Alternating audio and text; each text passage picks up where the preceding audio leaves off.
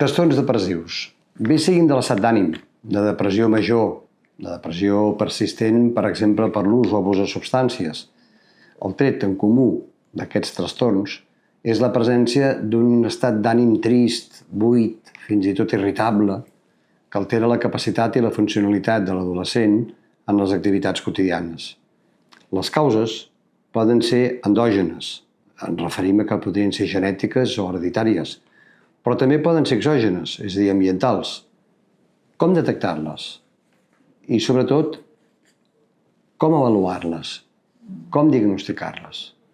L'OMS, l'Organització Mundial de la Salut, descriu que un dels seus objectius prioritaris és reduir les desigualtats socials davant la prevalència de la depressió.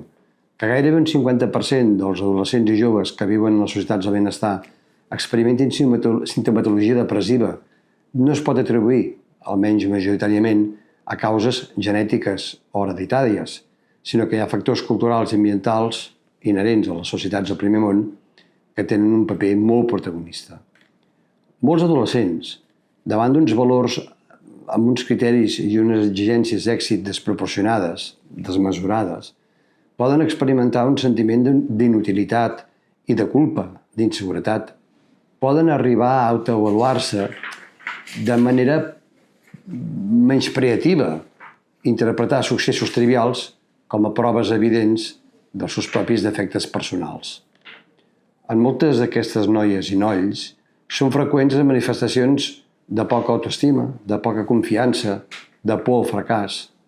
I, per tant, les autolesions i els intents de suïcidi solen ser expressions d'aquest malestar emocional que han augmentat molt des d'un punt de vista de la seva prevalença en els darrers anys.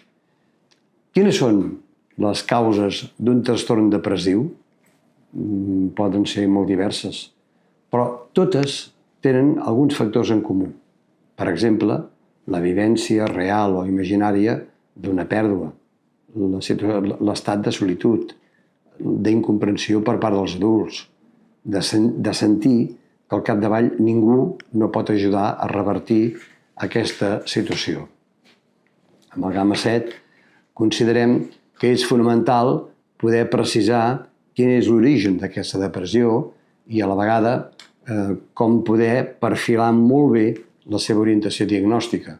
En aquest sentit, hem desenvolupat un programa d'orientació diagnòstica, el POD, amb instruments d'exploració d'última generació i també disposem d'una xarxa assistencial especialitzada formada per diversos dispositius, centres de consultes externes, ambulatoris i urbans, centres de dia urbans i centres residencials rurals i urbans que nosaltres anomenem escoles terapèutiques. Per què escola terapèutica? Perquè és un equipament que al mateix temps és un hospital, és una escola, és una casa de colònies i és un centre residencial per a estudiants. De tal forma que hi conviuen distints equips.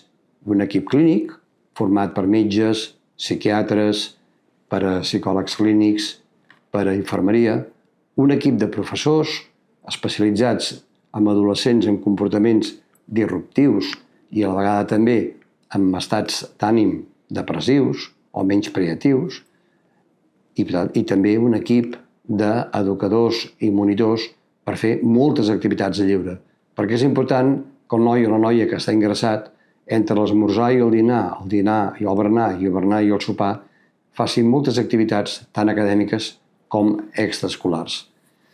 En aquest sentit, realitzem un pla terapèutic individual i, per tant, intentem de veure, en funció de les característiques individuals de cada noi o noia, quin serà l'equipament més adequat i quina serà la intervenció psicofarmacològica, si procedeix, i psicoterapèutica més adient.